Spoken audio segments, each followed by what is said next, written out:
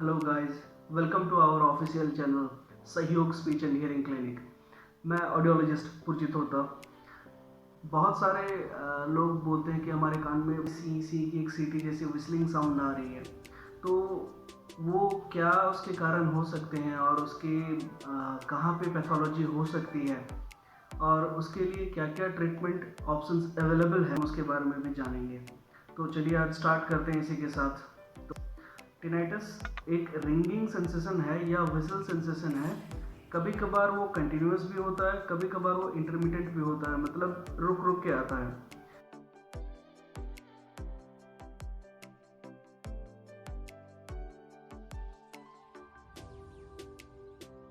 तो इसके क्या क्या कारण हो सकते हैं। तो जैसे उससे पहले हम थोड़ा सा एक चीज़ देखते हैं कि हमारा जो कान है उसके 3 भाग हैं। पहला हो गया आउटर ईयर, दूसरा हो गया मिडिल ईयर, फिर तीसरा हो गया इनर ईयर। इसके बाद एक ऑडिटरी नर्व है जो ब्रेन तक साउंड को पहुंचाता है।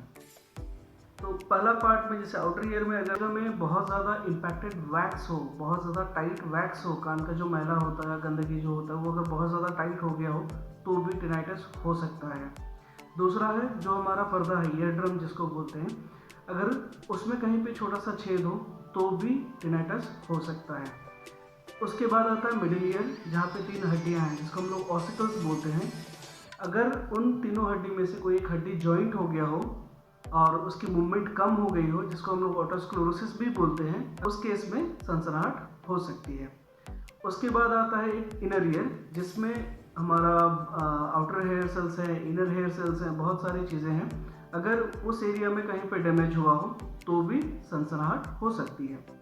साथ में उसके बाद आता है ऑडिटरी नर्व, अगर उसकी वीकनेस हो, कमजोरी हो तो भी सनसनाहट हो सकता है। तो इन जगहों पे अगर कोई दिक्कत हो तो टिनाइटस हो सकता है। कभी कभार बहुत दूसरे कॉजेज भी हो सकते हैं, जैसे कि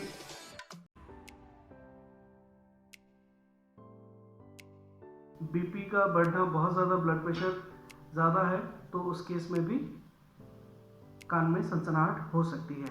अगर किसी को कार्डियोवास्कुलर डिसऑर्डर है तो भी सनसनाहट हो सकती है, या किसी का थायराइड ग्लैंड में कोई दिक्कत हो तो भी टिनाइटस हो सकती है। और एक और चीज़ है जैसे टेम्परोमैंडिबुलर जॉइंट जिसको हम लोग बोलते हैं, ये वाली जॉइंट, इस जगह में ये जो मैंडिबल है, यहाँ पे जो जॉइंट हुआ है, अगर वहाँ पे भी कोई दिक्कत होती है कभी कभार तो उस केस में भी सनसनाहट होती है। तो ये सारे हो गए जो कारण जिसके कारण से सनसनाहट हो सकती है। अब आते हैं इसके ट्रीटमेंट के बारे में बात करते हैं। तो ट्रीटमेंट में क्या क्या चीज़ें अवेलेबल हैं, अगर हम बात करें तो मेनली इसमें 3 ही चीज़ें ट्रीटमेंट हो सकती है। पहला हो गया दवाई। जिस भी आप ईएनटी डॉक्टर को दिखा रहे हैं, वो जो दवाई लिखते हैं, अगर पैथोलॉजी पता चल गया है तो वो दवाई से ठीक हो सकता है, या फिर अगर जैसे ऑटोस्क्लेरोसिस का केस है तो उस केस में सर्जरी की ज़रूरत पड़ती है। सर्जरी करने से, या फिर जिस केस में दवाई की ज़रूरत है उस केस में दवाई देने से टिनाइटस ख़त्म हो सकता है।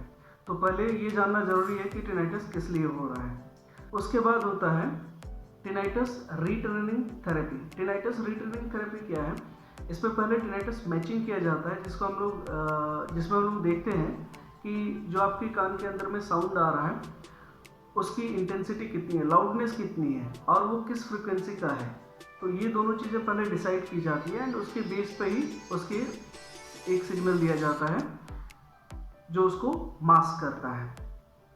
ठीक है। और उसके बाद लास्ट आता है मास्कर। ये मास्कर डिवाइसेस होती हैं जो आप लगा सकते हैं कान पे।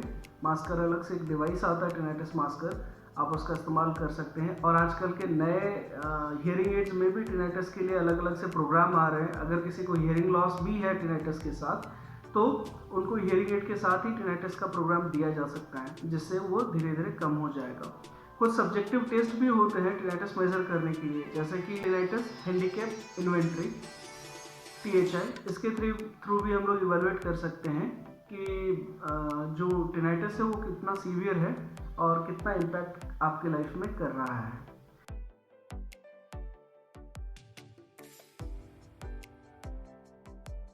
तो ये हो गया, आज हम टिनाइटस के बारे में बात किए। नेक्स्ट वीडियो में हम कुछ और टॉपिक पे बात करेंगे।